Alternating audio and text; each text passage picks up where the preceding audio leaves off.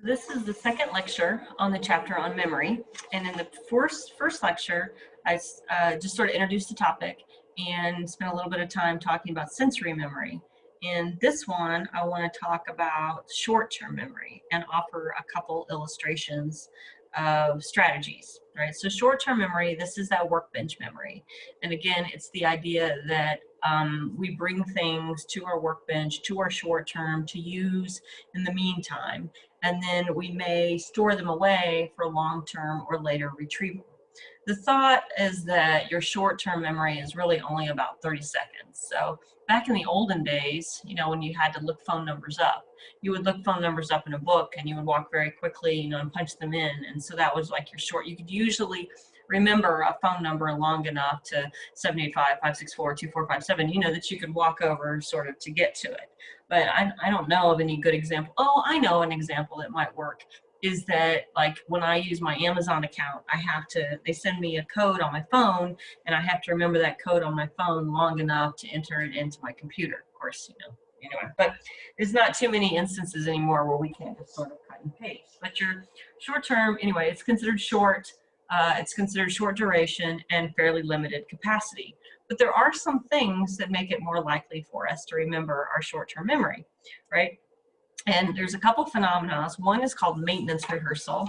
And maintenance rehearsal is simply you say it over and over and over and over and over again, right? You rehearse it and then you maintain it. That we are more likely to remember stuff that we use. I'm trying to think of some good examples of remembering stuff that you use. Oh, I know. So it would be like you were in a class and you had to learn something for that semester, but 2 semesters later, you didn't remember it, right? That's maintenance rehearsal. So I like to ask, for instance, can you still remember if you actually used your locker in high school? Do you remember your locker combination from high school? Do you remember, or how about your social security number, right? A lot of young people don't know their social security number because they don't use it. Now, when I was in college and in high school, we used our social security number all the time, right? So we knew it, we had it memorized. Or maybe you remember, your student number. My daughter, who's 20, actually remembers her student number for lunches because it was the same student number she used for 12 years. She used it in kindergarten all the way up through the end of her senior year, right? And that's what maintenance rehearsal means. You remember stuff you use. Well, another way that you can remember things is through a process called chunking, right?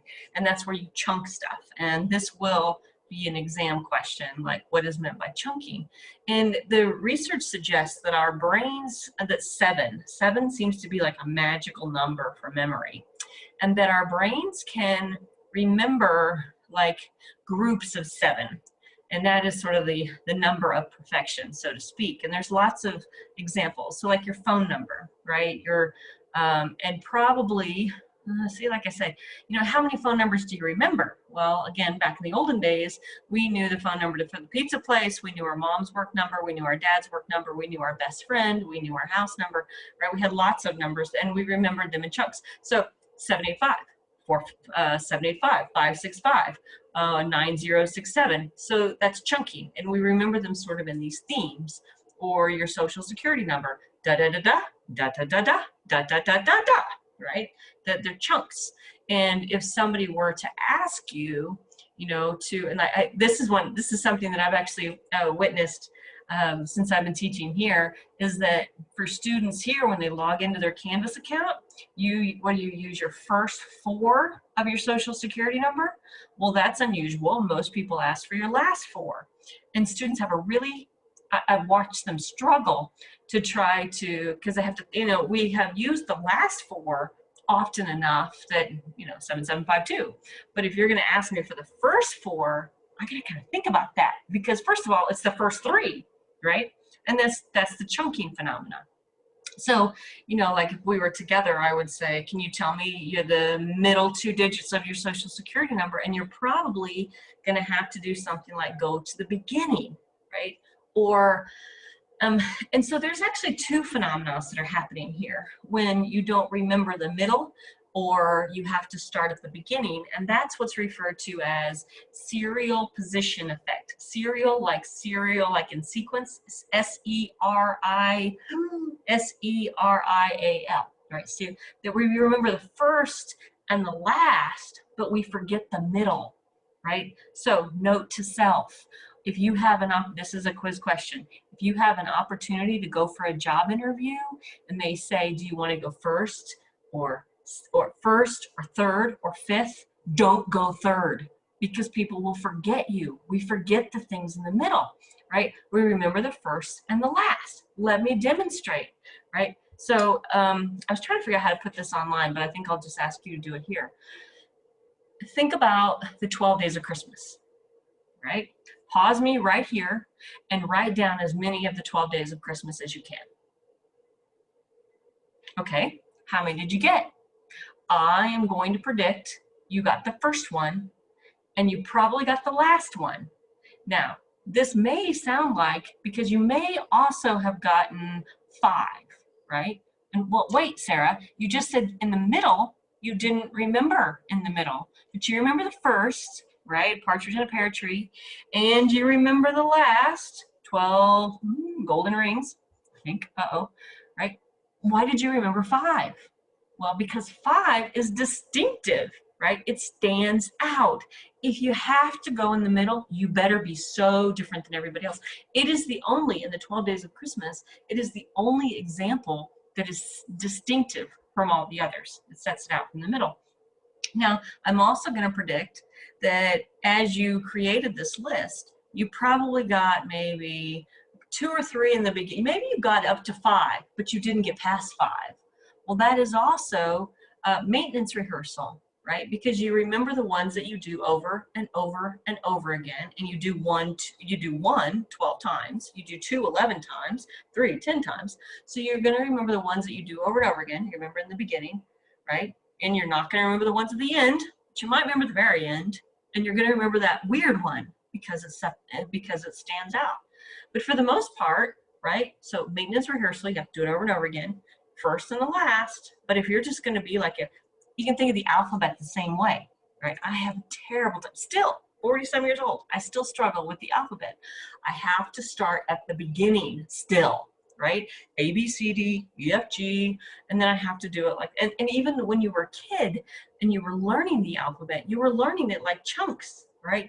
You were learning it in these little bits, A, B, C, D, and then it goes up, E, F, G, H, I, J, K, and then like for me, the hardest section I have in there is like, well, you remember L, M, O, P, Q, R, S, and I can remember little groups, but I have to think about it. I even have to think about the sequence of the groups, right?